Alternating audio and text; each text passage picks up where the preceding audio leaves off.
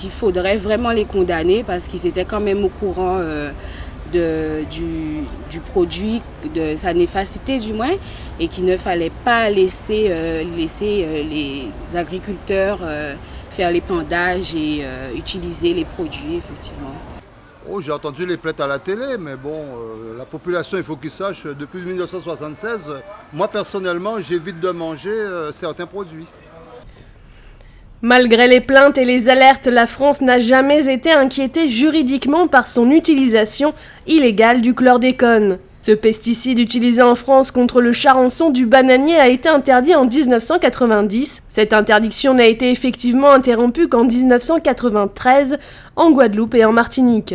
Et les dégâts sanitaires sur la population sont encore très présents, infiltrés dans les sols, notamment dans les bananeraies et en mer. Il y a eu une étude qui a été faite et on trouvait que sur 100 personnes, notamment 100 femmes testées, on trouvait du chlordécone dans 99% des graisses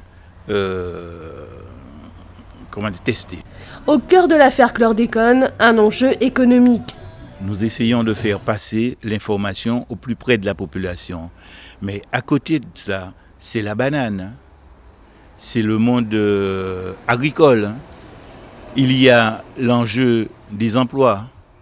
Et le premier drapeau rouge dans les pays colonisés, quand on vous parle aux pays en voie de développement, quand on vous parle d'un problème, on vous répond par l'emploi.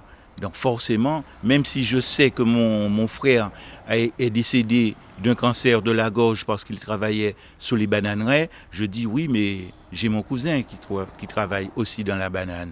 Donc je ne peux pas aller scier la branche sous laquelle je suis assis, ou mon frère est assis. Voilà le problème quand on parle de nombre. Non, mais toute la population guadeloupéenne est sensible au problème du chlordécone. La pétition déposée au Parlement européen dénonce donc l'empoisonnement volontaire du gouvernement français auprès des Outre-mer.